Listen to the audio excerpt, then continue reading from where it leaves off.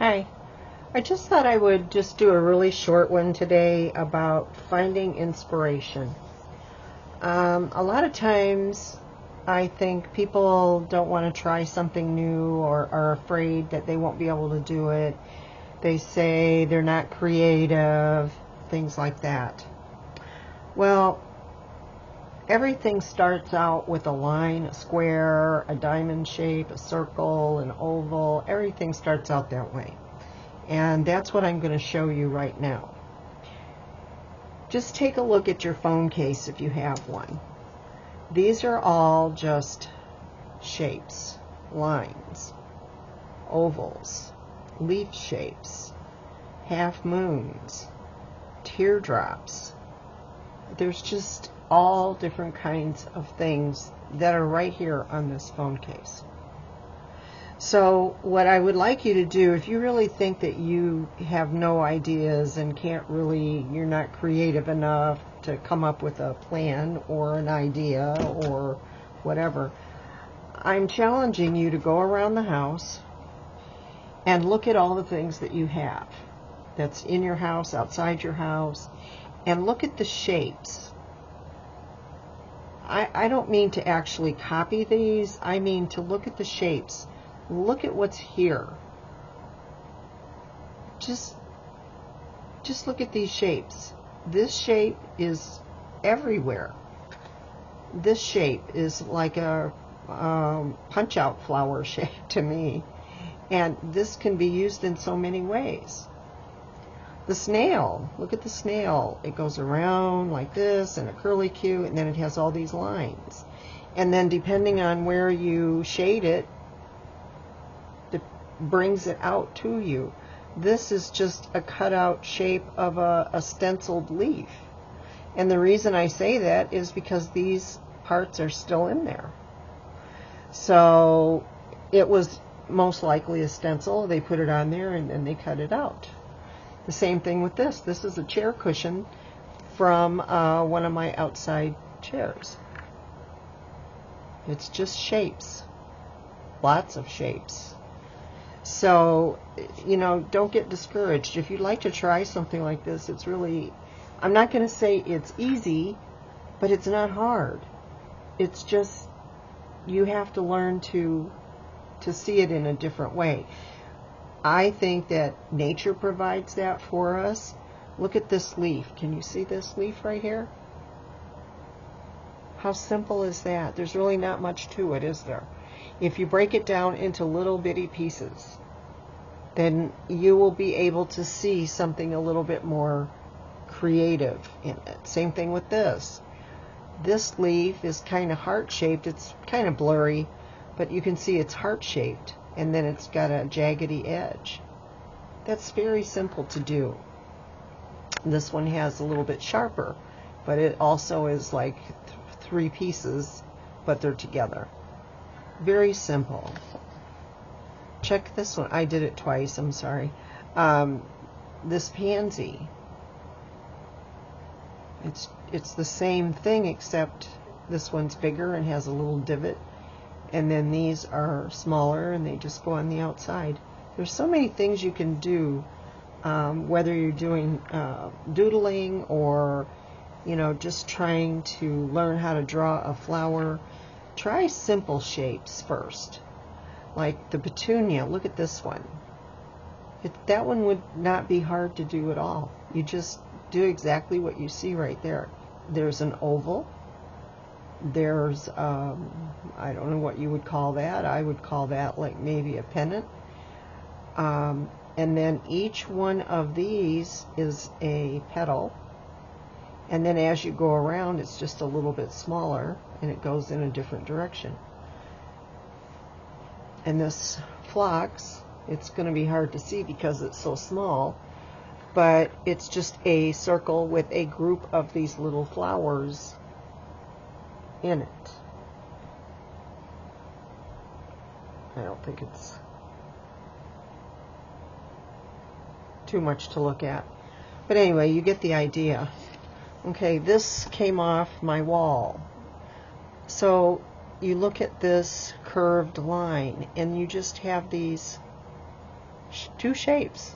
It's their leaves, and there's just one on top of the other. Then there's these little circles, which are the seeds, and then these just gentle lines with a little hook on it. That's all that is. It's very simple but elegant, and it's something that you can do. Practice the wavy line, then practice putting branches off, and then practice a leaf. It's really easy. Use junk mail or old printed papers that you're going to throw away anyway, and practice on those. When you're done, shred them. Same thing with this. This one was stenciled on a basket, and it just has these little shapes. It's really not hard. These leaves are the same. They come off the tree, and then you have these little branches, and then these little leaves go right on top. Break it down. Break it down into one simple little item of something that you own that you can refer to all the time. This is a shower curtain in my my studio bathroom. It has, similar to what I have here, only it's in a larger scale, and it's more I don't know how to, it reminds me of the bubble letters and bubble stuff I used to do in school, because I did things like this.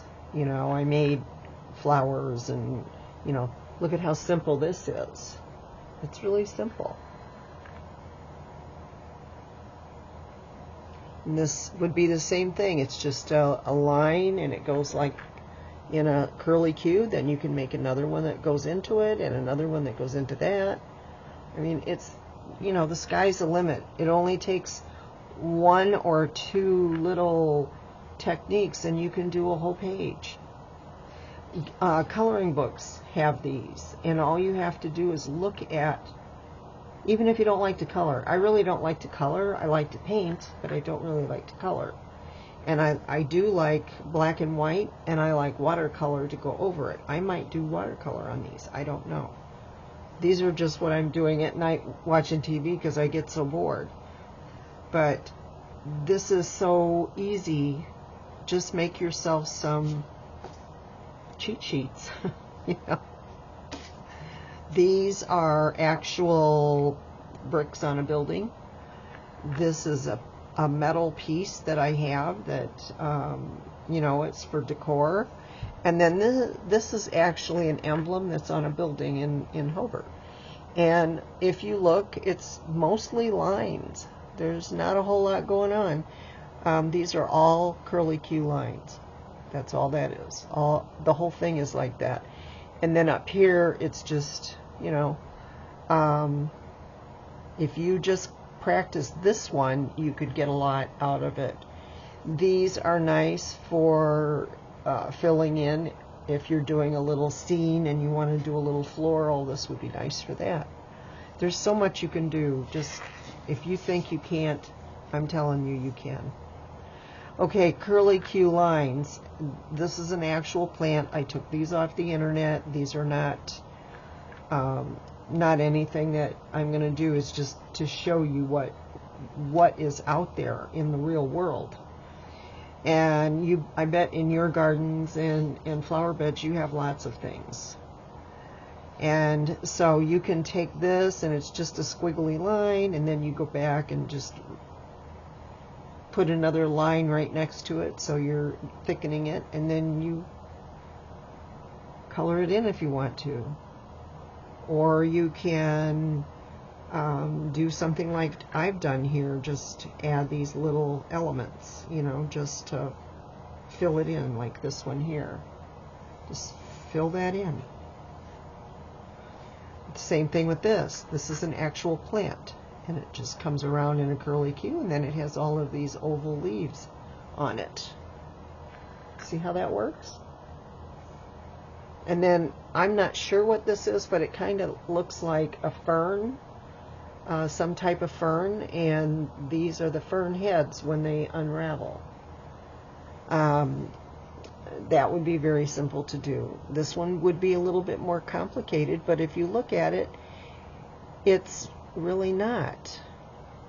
So this I would take a little time to figure out, but I don't think it would be that. I would put it in a, have a section like that, and then I would do 1 or 2 leaves just to experiment with. And you could put that all in there and only shade these oval pieces between the petals. Just shade them, color them in dark. And then it would look like that. But this would be probably the most difficult one I'm showing you. This one right here. And then we're back to these. This is a headband. This is the same idea.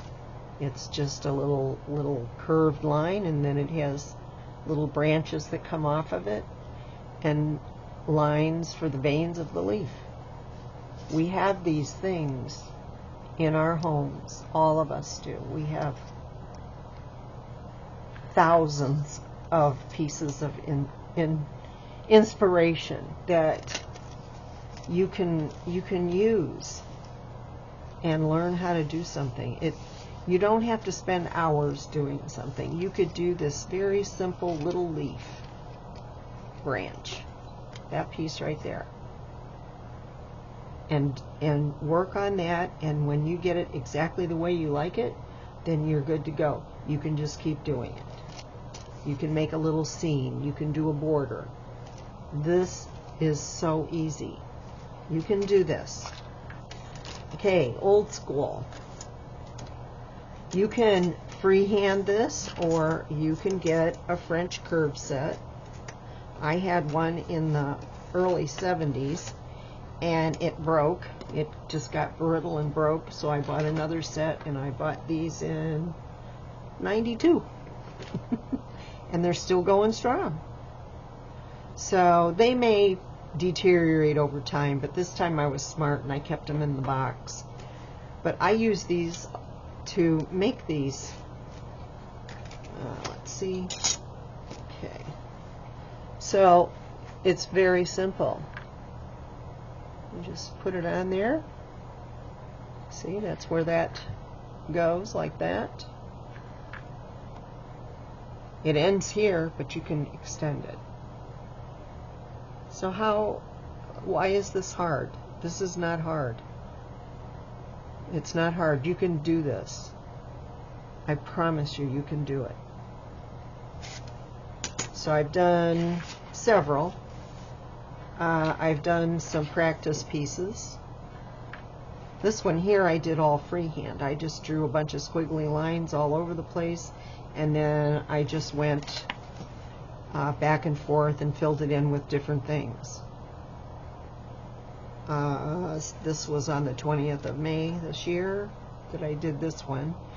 Prior to this, I was just doing little small ones because I was trying to come up with some new things. This one I'm not crazy about, but it still goes in there. I'm not crazy about this one. I wouldn't do it this way again, but who's going to see it but me and you?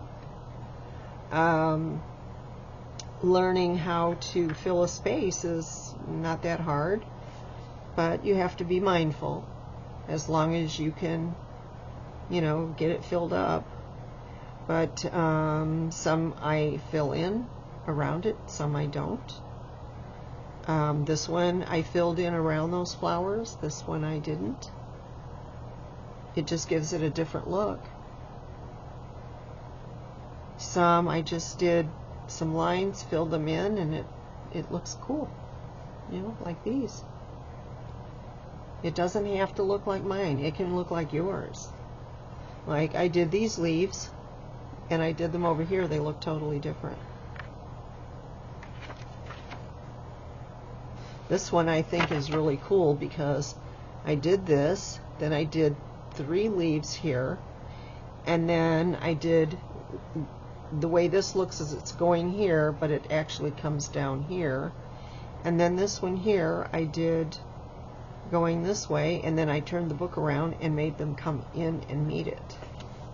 So it actually could be part of another branch, this part here. But you wouldn't know that if you just glanced at it. And it does not have to be perfect. As long as it looks good to you, it's perfect. So that's my helpful hint for today, is just find some inspiration in your home, whatever you have, and get yourself a little book. It doesn't have to be this one. I happen to like this because it has some tooth. You know, the paper is vellum and it's really nice to work on. You can use a number 2 pencil, or I prefer to use, this is the brush one, I prefer to use these, the microns or the Gundam markers. They're exactly the same, these just cost more. I have Pitt pens, those are great. If you need to fill in large areas, I would suggest something else, a marker or something. But if you do use a marker, be sure to put something between the 2 pages, just in case it would bleed through, depends on the marker. But yeah, that's all you need. You don't even need this. You don't need this. It's not a need. I just happen to have it. So I hope that helps you to feel inspired to do something. If you like coloring books, you can learn a lot of these different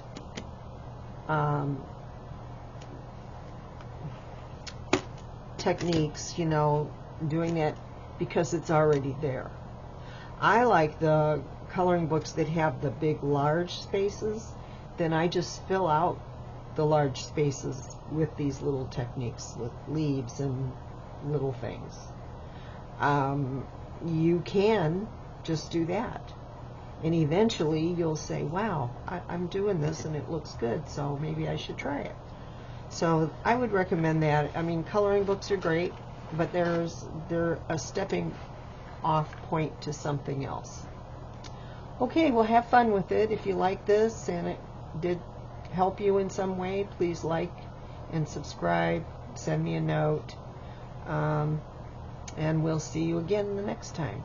Thank you. Bye-bye.